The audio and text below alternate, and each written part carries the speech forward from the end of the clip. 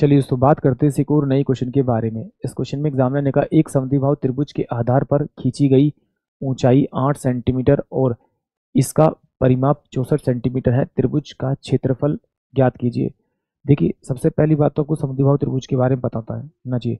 समद्विबाहु त्रिभुज क्या होता है? जिसकी दो साइडें बराबर होती हैं और उन दोनों साइडों के सामने वाली साइड होती है वो क्या होती है? वो अनइक्वल होती है, वो बराबर नहीं होती, समद्विबाहु त्रिभुज कहते हैं।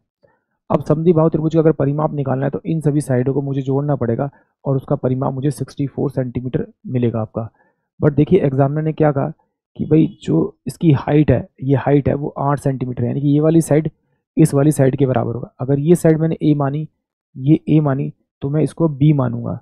अब मैंने बी क्यों माना? पहले मैंने पूरी साइड को बी माना था, अब मैं यहाँ पर आधी साइड को बी मान रहा हूँ क्योंकि यहाँ पर जो परिमाप दे रखा है वो इवन नंबर में दे रखा है, तो कहीं ना कहीं पॉइंट में या फिर कैलकुलेशन में प्रॉब्लम होगी।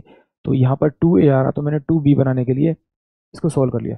तो सिंपल सी बात, जब मैं इनको ऐड करूँगा तो देखिए मेरे पास में कितना हो जाएगा, 2a प्लस का आपका 2b करोगे तो ये आपका 64 के बराबर हो जाएगा, यानी कि a प्लस में b की जो वैल्यू आएगी वो कितनी आ जाएगी आपकी, यहाँ पे कितनी आ जाएगी आपकी, 32 आ जाएगी।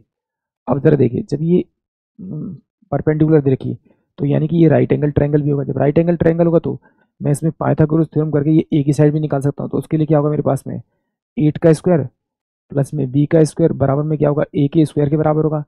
हाइट का स्क्वायर प्लस में बेस का स्क्वायर, दोनों को जोड़ने के बाद में उसका हाइपोटेन्यूज के स्क्वायर के बराबर आएगा। तो यहाँ से मेरे पास a प्लस बी 32 है, तो यहाँ से मैं इसको सोल्व कर लेता हूँ। इस b को मैं इधर भेज देता हूँ, इस b को इधर भेजता हूँ, तो ये 8 का स्क्वायर यानी कि 64 हो जाएगा आपका।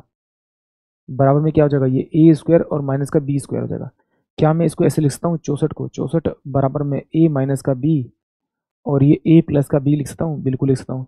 यहाँ से ए प्लस बी की वैल्यू मेरे पास में कितनी है, 32 है, तो 32 जाएगा तो 32 यहाँ जाएगा, तो ये 64 और बाय में 32 डिवाइड बाय में ए माइनस बी की मुझे वैल्यू मिल जाएगी, यानी कि 2 आ जाएगा। यानी कि ए प्लस बी ये है और ए माइनस बी मेरे पास में कितना आ गया, 2 आ गया। दोनों को जोड़ेंगे तो 2a बराबर में कितना हो जाएगा आपका, ये आएगा 34, यानी कि a की जो वैल्यू आएगी वो आ जाएगी आपकी 17 और b की जो वैल्यू आएगी वो कितनी आएगी आपकी, यहाँ 17 डालूंगा, यहाँ पे अगर मैं a की वैल्यू 17 डालूंगा तो 17 जाके वहाँ कितना बचेगा, 15 बनेगा। यानी कि इसकी जो बेस की वैल्यू मिलेगी वो कितनी मिलेगी, 15, और 15 15 कितना होगा आपका, टोटल 30 हो जाएगा, ये पूरा 30 हो जाएगा। इसकी हाइट पता है मुझे, तो 1/2, बेस कितना 30 है, हाइट कितनी मेरे पास में 8 है, तो इसे सॉल्व कर देते हैं। तो ये कितना हो जाएगा आपका 15 15 8 120, यानी 120 सेंटीमीटर स्क्वायर, यानी कि ऑप्शन डी जो होगा वो इस क्वेश्चन के लिए करेक्ट होगा। आई होप आप सभी को क्वेश्चन समझ में आया होगा।